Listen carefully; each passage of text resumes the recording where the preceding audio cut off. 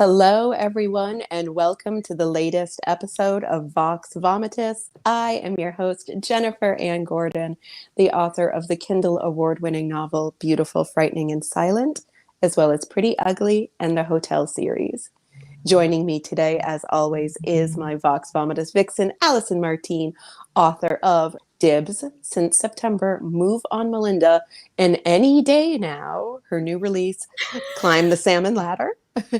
Our guest today is ninja extraordinaire, Tori Eldrige, author of the soon-to-be-released Dance Among the Flames, as well as the Lily Wong series. Welcome, Tori. Well, thank you very much, Miss Jennifer. Hello, Allison. Glad to be on Tori. Vox Vomitus. We're just waving. I know, Sometimes just wave. When we wave, and then I'm like, oh, for the poor people who are just listening to the audio, we're not just silently sitting here. We are frantically waving at each other. I'm here. I don't know if anybody else is here. I'm getting weird connection issues, but I don't know if any of it's me. I don't know. Everything seems fine on my end. Okay. Tori's looking at us nervously. I think, Tori, I think you guys sound lovely. You ladies are lovely. Yay. Let's go for it. So, Tori, you have been on our show before, so you are used to our shenanigans. You were here last time with one of your Lily Wong books. We have kind of a departure for you this time with Dance Among the Flames. This is not a ninja book. This is certainly the opposite of a ninja book, I would say. Can you tell us a little bit about yourself? A little bit about yourself, including some samba stuff, and then a little bit about the book. Including samba stuff. Yeah, including hilarious. Like doing a samba. Oh, okay, fine. Okay, so here we go. For everybody on the podcast, you just have to imagine a lot of shoulder shaking. Yeah, I'm doing the downstairs hip motion. Oh, very nice. And I'll do the upstairs. And I also imagine like feather headdresses. There you go. Done. Very, very skimpy garments. We're all clearly overdressed for this. Goodness. I know, right? And as so Jennifer strips. Not cue all Jennifer. The way. Off goes the. Okay, a little bit about me. All right, so most of you know I'm from Hawaii, so wearing skimpy clothes, that's right up my alley. And actually, it made it really neat writing about Brazil. Oddly enough, Hawaii and Brazil, we have a lot in common. Our people, our indigenous culture, because I'm part Native Hawaiian, the tropics, the religions, the trying to preserve things after the Christian missionaries came in, and yes, exactly. So we have a lot of compelling similarities that are going. People are missing all of Jen's faces about the missionaries. There were like some hand gestures, and then there was some growling going on. So some people in the audio are probably confused about what Jen was doing, but that's going on. Me too, people. And it was all very appropriate. Very appropriate. But yeah, so, I'm just like this, crazy multicultural person from these islands who just keeps writing about different cultures and all these wild books. But yeah, like you said, it's very different from the Lily Wong series, which was about a Chinese Norwegian modern day ninja in Los Angeles, and Dance Among the Flames is like this wild Brazilian epic about this desperate mother who rises from the slums of Bahia, Brazil, to embrace Quimbanda magic on her quest for vengeance and power. I mean, there are Brazilian gods and sex and just deep issues and just wild I love shenanigans. That sex and then deep issues and then deep. Right after that. Very deep. There's not even a pause there. There shouldn't even a pause there. Not even a pause there. As Allison and I did read the book, so I would also agree with you that yes, there is sex and deep issues involved in this book. Please make me spit my teeth. Well, and like you said, it's an epic, so it's like we don't even start in Brazil half the time because we're back in France, and I don't think it's a spoiler because we start in France pretty early, so we're crossing continents and centuries, and we're like, hey, there's a Catholic priest and there's fire just right from the get-go. So we've got fire crossing continents and gods all over the place. And it's kind of like, all right, I think I'm going to go get a chart to see what century I'm in. Yeah. I think Lisa Unger called it a sweeping adventure. I think she probably had that nailed. That's a great quote. I will say I had I vaguely knew what this book was about, but I choose when we know we're going to read something, I try to go in as blind as I humanly can. And That's I knew what it was. A Marvel movie, because I'm like, I know I'm going to see it. Stop showing me previews. Right. Like I want to be swept away completely. And as Lisa Unger said, it's an epic. So I'm trying not to do any spoilers. This spans time. It spans multiple generations of families, sometimes chosen families, sometimes actual families. So yeah, there were moments when the book first started that I was like, oh, I get what this is about. And then 60 pages in, I'm like, oh, I think this is about something different. And then another 60 pages, I was like, where'd that guy come from? At least that's what I did. But we get everything from art, food, music, religion. I feel like this is a primer on so many different things. And by the time you're done, your head's spinning as you're covering all this stuff across decades and centuries and different. I mean, we even got up to Venice Beach. So shout out. I guess you can't stay too far from SoCal. Hello. That's right. That's Beach, right. Exactly. It's like there's a part where it's like, is this like Venice Beach? No, it is not. Nothing's like Venice Beach, though. Really, I think that's the cop out. Is nothing's like Venice Beach. Venice Beach is nothing is like Venice Beach. That's very true. I love that you were constantly having those moments of, wait a minute, I thought we were going here, because I think that's one of the things that I really hope for in this book, is that readers are constantly upgrading and changing their perception, not just of what they understand, but of the characters that you may like, that may change, you don't like, that may change, kind of like we are in real life, right? Where there's plenty of people that used to like me that I know hate me now. Well, there you go. and probably more who relearn to love you too.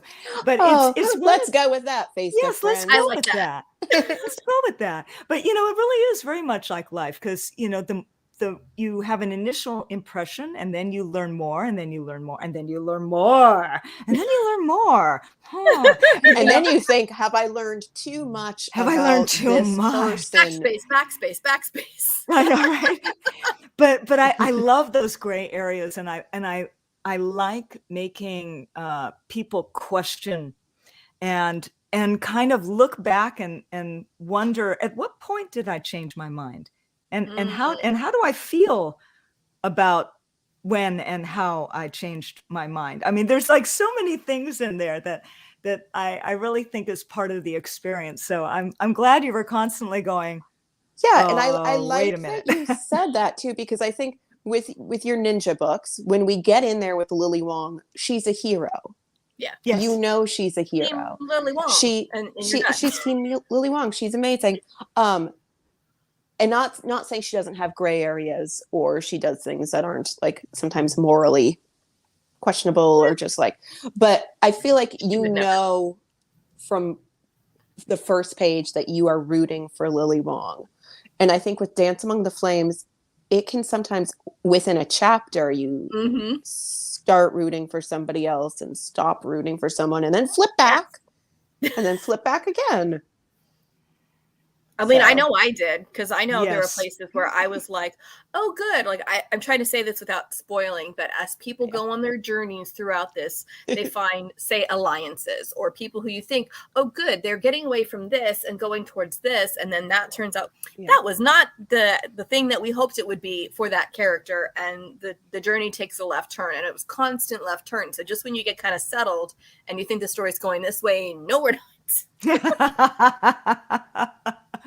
Yeah, very, very true. I had that experience too as I was writing. It was quite fascinating to write all of these characters, because they have so much about them, each one of them.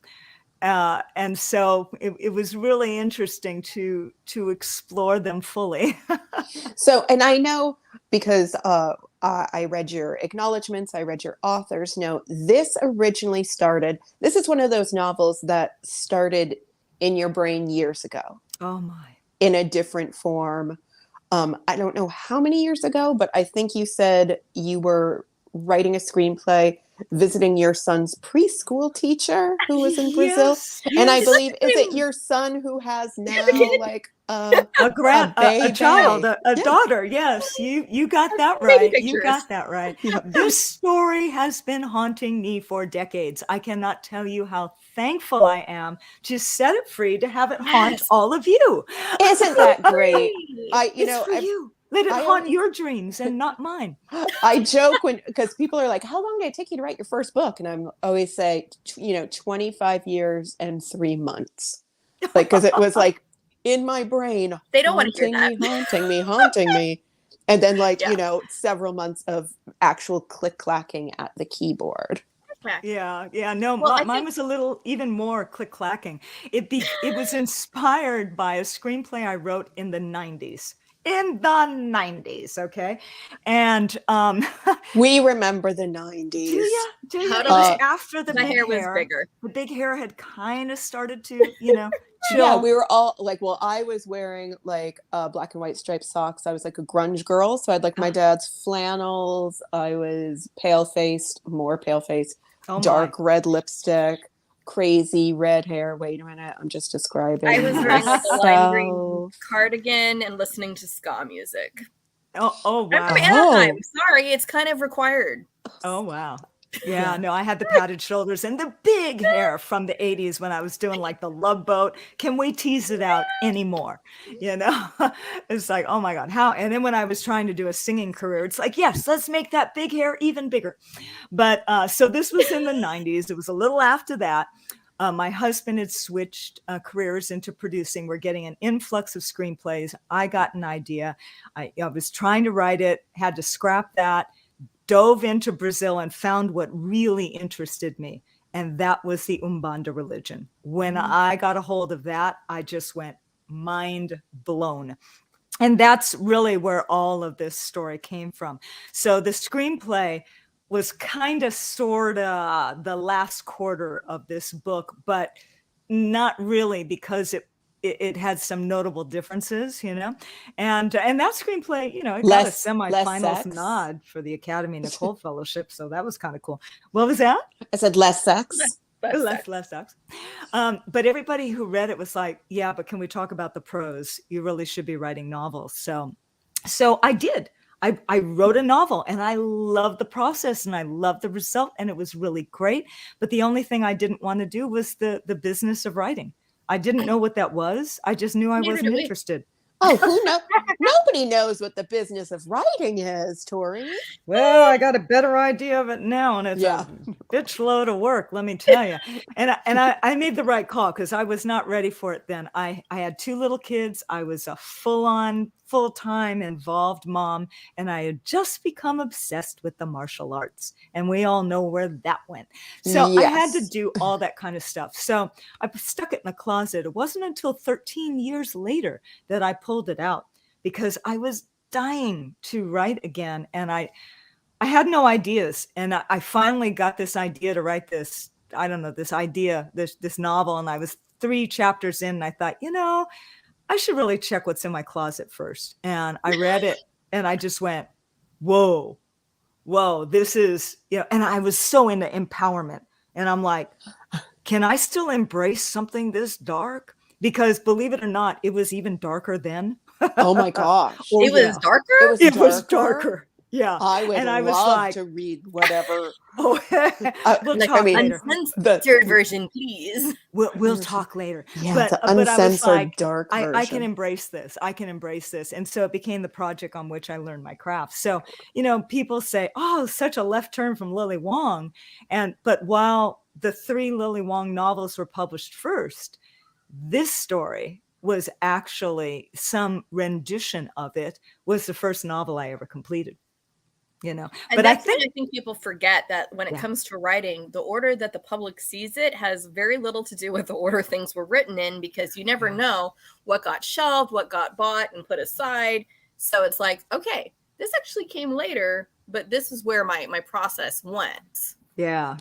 But I gotta say, you guys have read it, so you know what a big story it is. And so there were so many ways that I could tell it. So many point of views, so many timelines, so many structures, so many, oh my God. And you know what? I pretty much tried them all. I was So- going to ask, like, Yeah. were there times during your writing process, because, you know, you have multiple POVs, did you just stick with, we'll say, one of them at first, and then, you know, because you've got a lot of strong characters who make a lot of choices. They I all love how make a lot. diplomatic you're being I right know. now. I'm like, oh, I'm trying to be. I love how you're trying to hedge around this. This is so They hilarious. all make a lot of choices. Some Don't they? make a lot of dramatic choices. That you're like, Hey, sometimes wow. they make choices and then they're like, I'm going to do this. Just kidding. No, I'm not going to do this. I'm going to make another quick left turn. And we're thankful they do, because it could have gone darker in places or would have changed entire trajectories. No spoiling. No spoiling. Yeah, that's interesting that you say. The one thing that I never did was put it all in one point of view. It always had to be told from multiple point of views. However, the very first rendition was sort of an omniscient narrator. Mm-hmm. Okay. But I think at that time I wasn't skilled enough to nail that. And so some mentors who read it said it felt more like head hopping. Mm-hmm. And so I made the choice to go into close third person with multiple. But there were times, there was one rendition I remember in particular where it was a certain character's book, not Serafina's, a different character's book. And I put now I'm very and I intrigued. put that character in a first person and everybody else in a third person. And that was a very different kind of book. Is that character? I'm like, I have guesses. Careful, no I have pronouns. guessed. I know. Yeah. Uh-huh. Is that character is a character in Yes. Dance Among the Flames? They're still there. They are still there. We may have to talk about this after. I know. I have Yes. a big guess and I can't do it. Yeah, I can't say it. We're Yeah, gonna And have I to think talk about Allison this. and I probably have the same guess. I know. Well, because I know there are times, because you were going around from different points of view and from different places, you could have started in different places. So if you went through different renditions, I can totally see you trying it, going, I wonder if we start the story here. Oh, yes. Instead of seeing how we get there with certain characters. Oh, So yes. we basically see people's progressions most of the time, but sometimes we see them in backstory and sometimes we see them as the narrative moves forward chronologically. So I can see you going, what if we started this year instead of that year? Yeah. And then you go, no, I don't want to do it that way. Or Yeah. even just starting with a character's like point of recognition, because all of these characters learn things about themselves for better, for worse. And some of these characters are kind of in the dark for a long time about things. So yeah, it just understanding where somebody is mentally in their own story. Yeah. And we do that in real life. Like, you know, like we can be friends with somebody and they're like in a situation and you're like, oh, I can see your situation. And they're like, I can't see it. Yeah.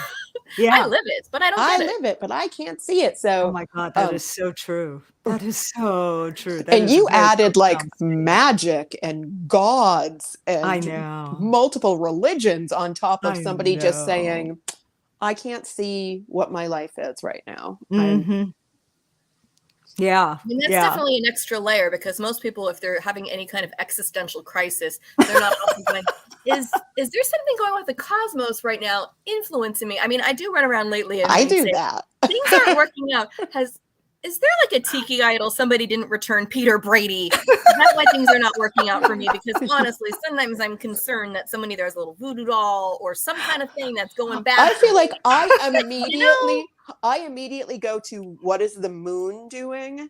And I what know. did I do in a past life is Well, what yeah, I because weren't you all every excited to hear time- that we were going to get a good moon that was supposed to be good for Leos? And you're like, yes, I need that. And I'm just sitting there going, I don't know what any of this means.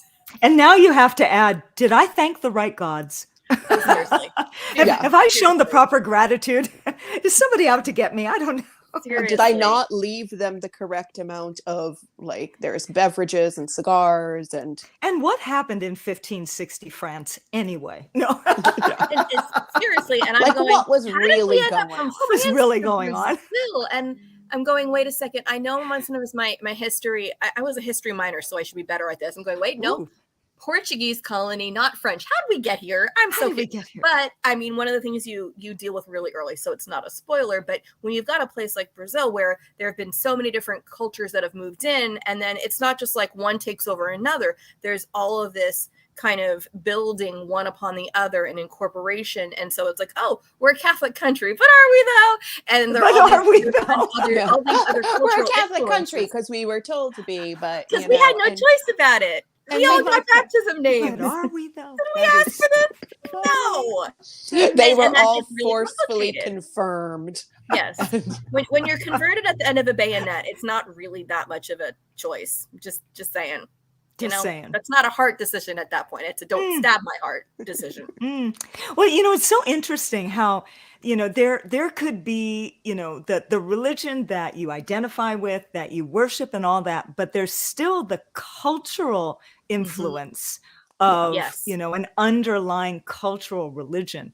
And it's interesting how we don't always realize that that's happening. That we're doing that, we can just kind of write it off to, oh yeah, no, it's just it's a tradition. It's a tradition. thing. It's a superstition. It's fun. It's fun. It's a story we tell. Yeah. So I grew up with a very Catholic mother and an atheist father, but my very Catholic mother, her background, her family was like Southern Cajun, swampy. Well, I don't think it's called swampy. I think they're called like Acadian. Is that what we're talking? It is Acadian. It's Acadian French. I think that's I like swampy. But swampy is when I'm going to come full circle because I live in a very swampy area now. So once I really truly embrace my Acadianness, I'm just going to wander into that swamp, and that's where I'm going to retire. I'm fine with that. I'll come visit you in the swamp. But it was like, so growing up, it was weird. And this is why it was interesting, the things that you brought up in your book of the different religions. So like having a Catholic, but also Acadian, Cajun, French mother and an atheist father, like the things when you get to be an adult and you're like, oh, my beliefs are this mishmash of like superstitions, weird panic of the moon, and who gave you that one? Where did that come from? I don't know about Catholic weird panicking of moons. No, I don't know where that came from either. I'll blame the atheist dad on that one. Okay. Look, I don't know where it came from. That's funny. I got nothing. You got nothing? No, when it comes to like I have no idea where her moon ideas came from, where the moon started having a draw on her. I mean, for me, I grew up in a semi-religious household, and I was drawn to church and things like that, and I made my own choices as I got older. The only thing I knew about like horoscopes and numerology was what was ever in the end of like the teen Vogue magazines and all that to tell me whether or not my crush liked me back. And they always do. Only when it said he did. Which is not exactly like a real religion. You know what I mean? It's more of a, does the boy that I've been staring at this whole time actually like me? And the answer is generally no. So. In real life, no. In the back of Teen Vogue, yes. Yes, 1,000 times yes. Just buy these capri pants from Esprit and you'll be fine. And then make her hair a little bigger. Bigger hair. Jen's now fixing her hair too. People are like, what is she doing? She's fixing her hair. I'm fixing my hair. To go with that, it's what's as big as the moon. It can be. It can be sometimes. So Tori, you had the idea for the screenplay. I want to go back in time. I want to In travel time? back in time. Ooh. Because I read your author notes. You visited Brazil and you stayed with like your son's preschool teacher. I did. It was so fun.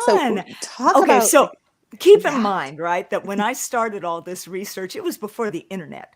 All right. It was like back in the Stone Age where you had to where you walk had to into go a to library libraries and and talk check to out people. books. Yeah. And actually go into this place called the reserved room, where you couldn't take the books Yes. out. You had to stay in. Did and you have to wear the research gloves? inside? No, I didn't have to wear gloves. Oh. And of course, we didn't have to wear masks, but we were locked in, So this is a whole other era. I believe, if I am not mistaken, that I was writing on a word processor that was black and white. Nice. I Nice. used one of those in college, so I mean, I know how they are. seriously. It's like, this is very Same. strange. It's not really a computer. It's like, It's not really a it's not a computer. typewriter either. It has Oh, none yeah. of that nice, satisfactory clack. Because I'm old. I learned how to type on a yeah, you're old. typewriter.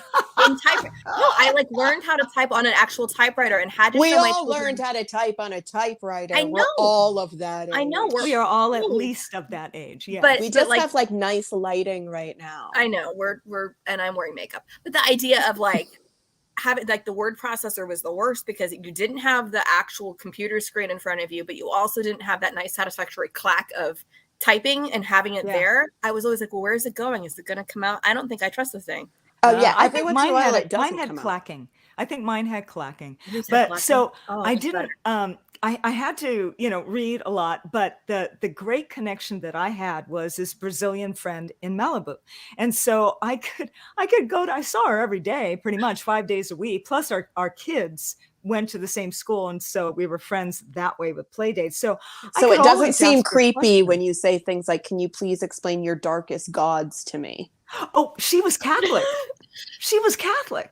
So she was no help with any of that. But here's the thing. Not at all. Yeah, but she What was bones tremendous and blood help. do I need for this? Oh no, Yeah, you don't know? You don't know? No, Okay, great. she could not help me with rooster She's blood like, or I'm any going kind to of pray for you, rituals, Tori.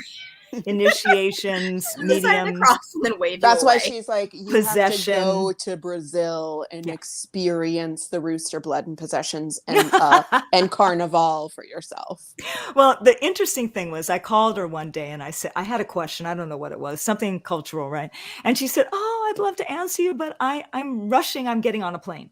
I'm going home to Rio. Oh, why don't you come along? I'm like, as if it's just that easy. Okay, bye. Why don't I come along? Bye. Okay, fine. So I'm I had packing right now. I had 10 days to get a passport and a visa and to dump our two little boys, and one of them was really little, with my husband and hop on a plane. And by the time I got there, I could only stay 4 days because she had to leave and come back to Los Angeles. But All that I'm in so 4 days. shocked you were able to get a passport in 10 days. all and that for 4 Fly days. all the way to Brazil for 4 days because 3 nights. that is not a short flight. Because if you were coming from LA, I've done that same flight. It's not short. 14 hours. Yeah. 14 for hours 4 days. nonstop if it's nonstop. So, but you know what? It was the first time I had been truly alone in years. So You're like, it was worth it. it was kind of heaven on the way. On the way back, not as much, but on the way there, it was really heaven. But the neat thing was I got to stay with her aunt in their apartment and walk through some pretty sketchy areas, where, and the thing was, everybody thought I was Brazilian, like I said, the mixed Hawaiian has a lot of similarities with the cultural melting pot that is Brazil. Mm-hmm. And so everybody from, the TSA to, the local cariocas just assumed I was Brazilian. Okay, but how is your Portuguese? I crash course and, combining with 7 years of Spanish, not good. Yeah. Not good. Yeah. I was very excited reading your, sorry. Huh? Mine was going to be so anyway, so No, I would walk down the streets and my friend would say, if I suddenly start speaking Portuguese to you, don't say anything and just nod, because it means I don't like who we're around and I don't want them knowing that you're not local. Oh. Yeah. And that whole thing about them not slowing or stopping at red lights at night. Yeah, that was a thing. She just like, no, we are not stopping at this red light. This is not a place that we want to be stopped. Yeah. So it was fun that I got to see a lot of things. I mean, I went to, work with them, and went to a different cousin's high rise for the semi-finals of the football match. I got to see which all is a this huge cool deal. stuff. Oh yeah. From local place, but they also took me around like a tourist, so I got to see both, and all That's that great. visceral experience I added to my research. And of course, when I picked this back up 10 years from now, there was the internet. Yes, and so I had unlimited access to all sorts of things to put into the Dance Among the Flames that readers get to read today. And then you got to kind of relive your experiences that you had firsthand. So you got to like thank God for Google Earth is all I'm going to say. Always. Yeah. Well, and there's so many great locations in this. What? Well, and I've been to Brazil, but your experience was so different than mine because I basically got off a plane, got put in a car, and drove as far from civilization as possible, and was in a rainforest for 2 weeks. So you saw the culture. I just saw the creatures. Like the only people I was there with were the people who ran the reservation. I met one guy who ran the plantation next to the reservation who was growing coffee. Wow. But other than that, it was like a girl from England, me, a couple university students, and I was usually speaking Spanish because they didn't speak English and my Portuguese sucks. So we were all using our second language and really messing it up. But some of them spoke English. But I had TSA people assuming I spoke Spanish too. Unfortunately, I did. So I'm like, good, I get it. But when I'm a little tan, I can sometimes just pass, but not very well. But at that point, I was fluent. I'm not anymore. I lost all my Spanish because I don't use it as much as I should. Neither do I. Well, the nice thing about that, the beautiful thing about the people in Brazil is that there's so much versatility, because of the mixtures of African and indigenous and Portuguese and everything else that might be mixed in there. That you have all sorts of different, skin tones and, exactly. things. Well, and the people who I was there with, because they were from different places too, some of the university students, they're like, oh, well, one of them I never heard speak English. And then someone said, oh, yeah, she speaks perfect English. She just doesn't like to. I'm like, that's fair. That's fair. I don't expect her to. I'm in her country. And if she doesn't want to speak English to me, I will do my best. And we will both do really bad Spanish together. That's funny. Well, it's interesting what we were just talking about with the skin tones and things. So that was something that I wanted to look at in the book was colorism. There's there are a lot of issues of looking at, because Serafina Olegario rises from the slums, and by the way, the reason that Dance Among the Flames finally had to be Serafina's story is that she just laid down the law and insisted. It's like one day I just went, idiot. It's Serafina's story. Of course. Don't mess with her. Do not mess with not Serafina. A spoiler. She's just a powerful woman. So once I got a hold of that, then it was like, oh, okay, I got a handle on this. But because she rises from the slums, we're looking at poverty and bigotry and colorism and classism. And of course, different types of psychological, emotional, domestic abuse. And I think I can say without spoiler that she draws her power from sexual energy. Yes. So there's that. So I'm just going to drop that little. It's there from like the first page almost. I'm just going to think that's not going to. I feel like it was there from the first page, but it wasn't really until a scene a little bit later on that I went, yeah. Oh. And that was one of my favorite sexy scenes in the book. I know, right? Yeah. There are I'm like, I don't know even how to just because I don't want to spoil it, but you can't. I know which one because you told me. Because I'm like, the scene with the blah. Yeah. Allison's like, stop reading. You're sick and it's late at night. And I'm like, I just have to text these words to someone. I know. Yeah, I have to admit there are a few moments I was done by that point. Yeah. Flames, indeed. Definitely flames. They're not hot flashes. I'm just reading this book. We're not hot okay? flashes. I mean, mine could be either. No, we are. I tend to embody moods when I'm writing. And I have to say that writing this book, all the different times that I dove back into it, because I would be writing it and then, I thought it was done. Then I would write something else and I'd come back into it. And it was a roller coaster of moods and attitudes. But my husband could always tell when you were set up what certain scenes that I was writing. Yeah. Oh, she's been at it again. She's been at it again. Let's go to the backyard, Tori. Oh my God. There, I said it. She didn't say no. That could mean anything. That could mean anything. Anything. Okay, y'all. Jennifer is making eyes. She's making eyes at the video, just so you know. She's got those bedroom eyes. She's doing it. Oh, those weren't even my bedroom eyes. Those were like my kind of crazy eyes. Oh my. They're kind of the It's hard same. to tell the difference, though. Yeah, they're kind of the same. I know. They're the same. They're the same. I know. Are you crazy or are you trying to flirt? Are you just being sexy?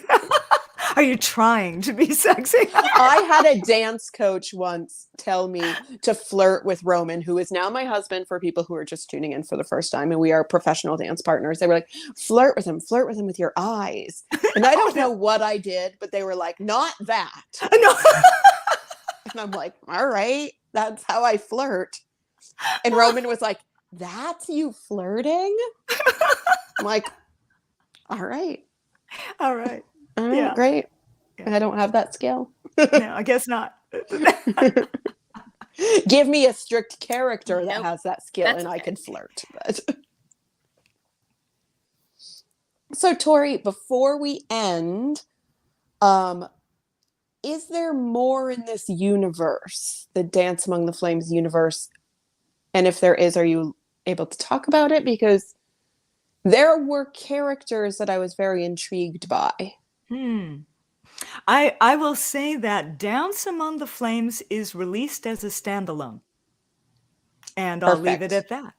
There you go. That was cagey. Wasn't that cagey? I know. I'm like, That is a fair answer. It is a fair answer. Especially since it's all you're going to get. Right. No, I get that. I just don't know, like, and I'm not even talking about like. Well, are we gonna get a movie? Ooh, I would love it if we got a movie. I will say my husband is shopping it. So, we'll see. It would be interesting if this started with a screenplay, ended up as a novel, and then ended up as a movie based on the novel and not the screenplay. Or if the screenplay got, who knows? I don't know. Anyway, I would be very interested in any of that. So, but who knows? Who knows? It's such a crapshoot. As we talked about very briefly earlier, that business of writing, that's the hard part. And all of this wraps into the business of it where you're like, I don't know. I just want to create this world and hopefully people like it. And you've been getting incredible buzz about this book. I read your review in Cemetery Dance, which gosh. As I saw your photo of you like crying over the interview or looking like you were crying, I would have cried. I was sobbing as I read. I read it aloud to my husband and I am sobbing as I'm reading it. And he's just like, I have to take a picture of this. You're like, thanks. I have ugly cry face. No, she has pretty cry face. No, she does.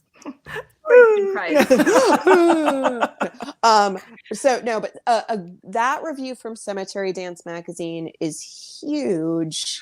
That's like the creme de la creme of dark fiction, dark fantasy, horror. And I guess that brings me to like one final question. What genre do you think Dance Among the Flames is? Well, that's a trick question. I know. I don't think it can be contained into one. When I think of this book, I think of it as blending genre. So if I had to put it under an umbrella, the closest thing I could say is dark fiction, because that is so vague, right? Yeah. Because it has elements of historical fiction. And especially in the style. I was going to say, I think you can call it historical, but when you get up to the point where we're kind of, but there's so much is in contemporary. Like, Yeah. Exactly.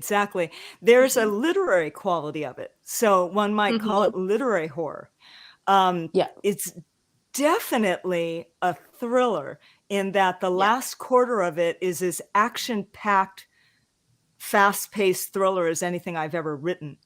But it has that slow burn to that where you're diving into characters and place and all that delicious stuff that you tend to more get in, that's why I say literary horror. You tend to more get it in that or women's fiction, right? Things like that. Definitely there's dark fantasy. I mean, there's gods, There's gods. You're saying they're not real? Yeah. So you could say magical realism. So yeah, it's a tough one. Even when this was a screenplay, I remember my husband used to get coverage back from the big studios, and they were always rave coverages, but nobody ever had a comp. They never had a comp for it. They recommended it. They recommended it, but they had no comp. But they're like, and so, I think, when F. Paul Wilson, I was getting these blurbs in from people, and when he said it was stunningly original, I burst out in tears on that one too, because that's what I hoped. That's what I hoped for. I didn't set out to write in a genre. I set out to write a story, and it ended up blending. So that's just what it is. That's a great way to end this. Like, I didn't set out to write a story, but you did. You wrote this epic novel. It took you a couple years. A minute. Took you a minute. Took you a minute. Took you a minute. But you did it. You released this incredible thing, and it comes out next Tuesday. May 24th. Serafina Olegario is set on the world. Well, thank you, Tori, for, of course, for being here, for giving us copies of this book early so we could read it before everybody else did, and also just to see what all the buzz was about. Because we're just like, everybody's saying all of the things about this book. So thank you, of course, for being here. Thank you, Allison, as always, for just being here. Thank you, Roman, our producer. We are on hiatus for the next 2 weeks, people. I'm going on vacation. No one cares, but I'm going on vacation. I am. But when we are... I mean, I'll still be on the internet, but you might want to reread a couple of those scenes on your vacation. I'm just saying. We're going to someplace very cold, so I might need to. Just to warm up the temperature. Just a little heat. Just in case you need a little heat. A little heat factor. But when we come back, it is June 8th. I'm looking at Allison. June 8th, is that the day that we're back? That is the day we are back. We have Kelly Hitchcock with Community Klepto, and we can't wait to talk to her. Until then, I'll be on vacation, yo.